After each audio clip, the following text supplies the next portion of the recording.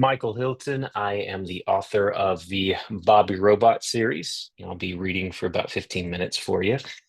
Bobby Robot, this is about a 16-year-old boy who is the only human on a robot-inhabited planet. Aided by Link, his cybernetic haywire task assistant, he must prove to the bots that the human race is worth restarting by passing his programming, the training he receives to think and act in perfect precision and without emotion. Failure will force him to upload his mind into the tether, a robotic host, stripping him of his humanity and terminating his species' last chance for survival. As he repeatedly falls short rather of the bot's rigorous standards, he begins to question if the human race is even worth reviving. But when a beautiful human girl named Jen crash lands on his planet, she makes him question everything the bots have told him, including what it means to be human. Chapter 1, Booting Up. The motors in Bobby's cybernetic arm reflexively tightened as the fastening bolt bored deep into his left shoulder. The spike of pain ebbed with another shot of anesthetic from the surgical bot's probe. Bobby blinked against the swimming vision of the surrounding anti-gravity pod and wondered why his head felt so foggy. He floated face up, weightless, amid the flurry of surgical arms extending from inside the pod's curved sides. Faint notes of antiseptic burned his nostrils as a probe cleaned the junction of skin and synthetic fiber at his shoulder. Fighting through the slow transition to wakefulness, he forced his focus up through the pod's glass hatch to his room outside. It was still dark. Stars twinkled in the domed ceiling's circular window. He got the nebulous impression that he should wonder what time it was, but a glance at the vid screen in his metallic left forearm gave no answer except an empty loading bar. The surgical arms whizzed about, adjusting alloy couplers, installing plastifiber plates, and tightening screws in his synthetic limb until a collection of vague thoughts suddenly tangled together in his brain. What the scrub is going on?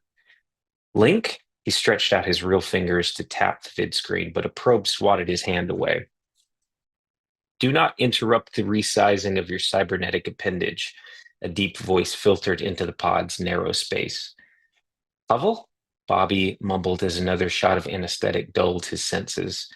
Yes, Robert, the dwelling's central computer answered in dulcet tones through the pod's inner speakers. What are you talking about? Bobby forced the words through his drowsy brain and out his throat. Resizing's next month, right? Maintenance schedules have shifted due to your recent growth spurt. Your 16th year of life is inconveniencing our timetables. I don't understand.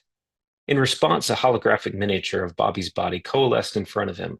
A thin frame and pale chest stood in stark contrast to the shining bulk of his cybernetic arm attached to his left shoulder. The hologram then overlaid a plexus of nerves that snaked from his neck down into the arm where it mingled with circuits and newly expanded machinery. He frowned, wrestling the anesthesia to make sense of all of this. Where's Link? Living Intraneural Neural Communicator reboot is underway. Your task assistant should be operational by the time short-acting anesthetic clears from your system.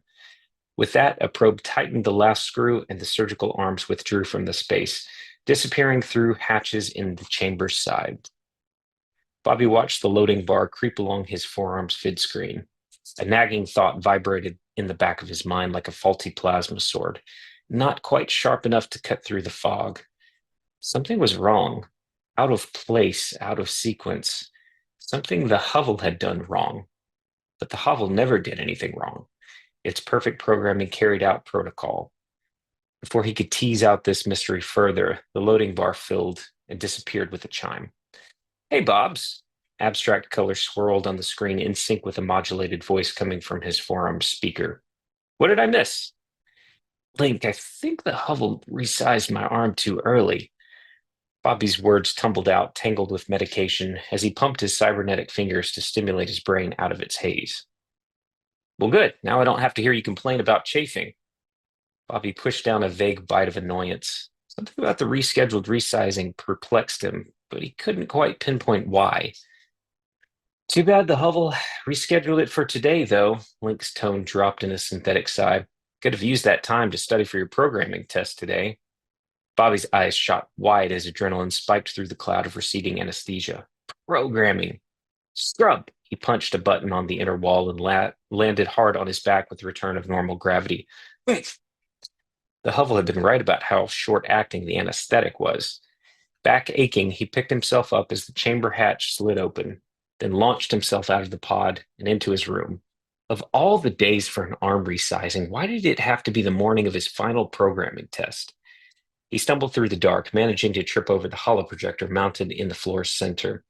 The projector whirred to life, and the holographic image of a huge robotic face bloomed out from its center. Welcome to Sentinel Programming Core, Lesson 232, the bot droned. Bobby fumbled for the projector's off switch, but his arms recalibrating motors jerked his fingers onto the volume control instead. The bot's monotone voice boomed, shaking the walls. History of Sentinel, Part 3, The Mining Facilities. How about some light, Link suggested. Hovel? Light level 3, the central computer responded in a deep voice as the room brightened. Thanks, Bobby muttered, jabbing the holoprojector switch. The face evaporated and the voice faded, leaving Bobby's ears to ring as he picked himself off the floor and raced to his clothes dispenser. How much time before Mother comes in for wake up? He retrieved a clean tunic from the wall's dispenser slot and stuffed his head through a sleeve. 2 minutes, Link replied when Bobby had found the right hole for his head. 2 minutes? Bobby hopped on one foot while threading a leg through a pair of trousers. The whole point was to get up early and finish my last programming session or lesson before my test. Scrub it. Why did the hovel reschedule my arm resizing for today? He gritted his teeth, guilt squeezing his stomach. He knew better than to question the hovel, or any other bot on Sentinel for that matter. They were perfect, after all. The hovel only responded to certain keywords, but what if Mother overheard him complaining? She would not tolerate an emotional outburst. I'm sensing rising cortisol levels. Would you like a mood stabilizer? Link, Bobby grunted, trying to steady his breath. You know I can't have mood stabilizers during my final. He succeeded in pulling on his trousers and swiped a pair of socks from the dispenser. Yeah, but you're not going to pass your test spazzing out either. First of all, stop using non-protocol vernacular. Bobby jammed a foot into a sock. Spazzing is non-protocol vernacular. Yes, don't talk like that in front of the programmers. Try being normal for once. He stuck the other sock on. Why? They already think you're glitchy. Why they don't uninstall you, I don't know. Who would be your task assistant? Probably a bot who follows protocol. Boring. With a sigh, Bobby located his weathered urban terrain boots in the corner and stepped into them, letting the self-adjusting laces form fit to his feet. And second, Link said. What? You said first of all. I'm assumed there's a second of all. Yes, second, you know I can't scrub up on my final again. I don't want to start programming all over. They even let me this time. The pace seemed exceptionally difficult this year. I know, but I'm the most caught up I've ever been. You're still behind on your history lesson. You're behind in your programming? A harsh voice sounded from behind. Whoops, Link said. Bobby whipped around and went rigid at the sight of Mother, crawling through the sliding door on her clunky tripod legs. Her enormous orb-shaped body rotated, scanning the room with a giant central lens before directing it at Bobby. Sparks flew from an exposed wire where her body met her legs, resulting in several loud pops and the smell of singed metal. You did not complete your assignments? Her voice was like the hum of electric wires. I just have one history lesson to finish, Bobby blurted in defense. I was going to get up early this morning, but the hovel rescheduled my arm resizing, and I didn't have time. Your tone indicates that you are blaming the hovel for your shortcoming. When Bobby clenched his jaw, she pointed a telescoping tentacle at him. And now you are becoming agitated. What do you say when your emotions begin to take over? Bobby huffed and recited his programming mantra. Feelings don't factor. Mother clomped closer. Your final is today. Why did you not notify me earlier that you were falling behind? Bobby dropped his eyes to his boots. I didn't think it was worth mentioning. Not worth mentioning. Mother's faulty vocal box seemed to scream. Robert, use logic. Your human neural matter lacks the processing power to determine how best to use your time. I must schedule your at-home tasks around your human weaknesses so that you can be as efficient as possible. Therefore, you must inform me of your progress in programming or lack thereof. How does it make sense to keep this information from me? More sparks flew from her body. This seemed to be happening more lately, but if the hovel hadn't yet deemed repairing Mother necessary, Bobby wasn't going to say anything. If you had informed me that you were failing at your lessons, she continued, I would have scheduled a makeup session so it wouldn't interfere with your other tasks. I'm not failing, Bobby muttered. I am programmed to make sure you operate at optimal performance, Mother said. If you cannot complete an assignment on time, then you are failing. What is the probability that you will become the prime human if you don't complete your programming? The prime human. His stomach twisted at the mention of those words. Feelings don't factor, he reminded himself again, this time to stem a swell of anxiety. I know more than enough to pass my test, he said, hoping it was true. You cannot afford to make mistakes, Mother replied. The programmers will not engage in any more experiments to see if the human race is worth reviving. You are the last. Bobby swallowed hard. Mother often reminded him that he was Sentinel's last experiment, but every time was a plasma blast to his gut. Feelings don't factor, he thought. He didn't repeat it over and over. Another thought would take hold, the one that said, the human race lives or dies with me. The shift in your countenance indicates you understand the importance of your task, Mother said, her lens zooming in. Bobby gave a feeble nod. You're right. I was complacent in my progress. I will not see you fail, Mother stomped a resolute leg. You will become prime human. Bobby stared at the floor. Yes, Mother. Now, you will perform your morning tasks. What? Bobby cried. I can't finish my lesson?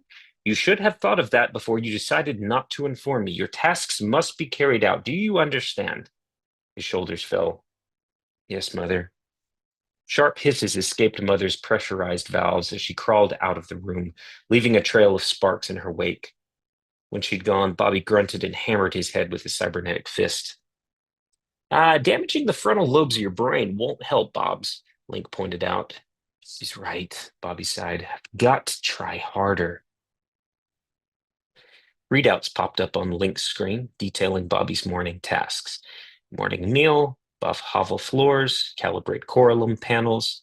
The list continued past the vidscreen's bottom border. Do you think Mother will help buff the floors? Asked Bobby, trudging into the corridor. I mean, she has a scrubber attachment. It would give me some time to finish my programming lesson. Doubt it, Link answered. She's already turned up her discipline settings. Probably she wants you to find your own routine. Bobby shook his head. Buff the floors? Didn't Mother know today was the most important day of the year for him? Halfway down the corridor, he caught the bitterness mounting in his chest and stifled it. Feelings don't factor.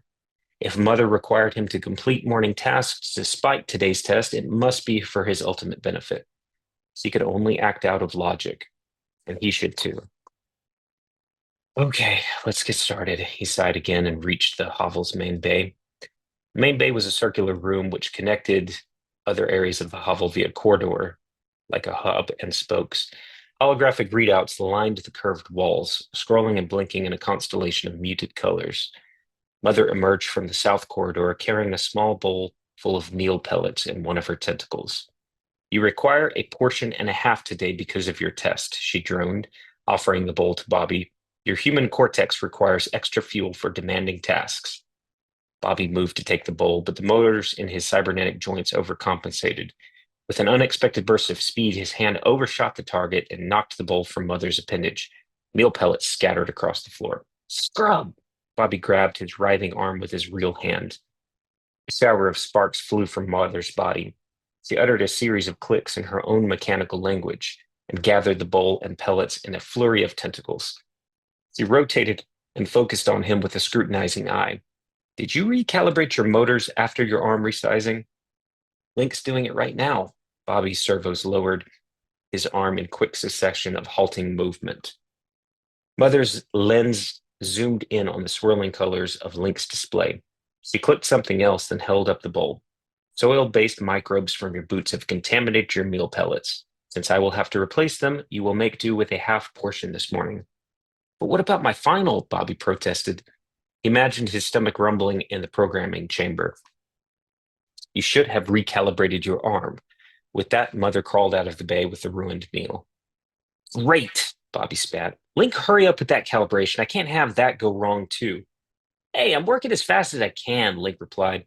The hovel rerouted a number of my neuron to circuit functions. Bobby flexed his synthetic fingers, testing their movement. I need precise movement for the human killer simulation today. Can you fix it by then? Yeah, no problem. You've said that before. Mother clunked back with a bowl of fresh meal pellets. Bobby eased his hand out, finding smooth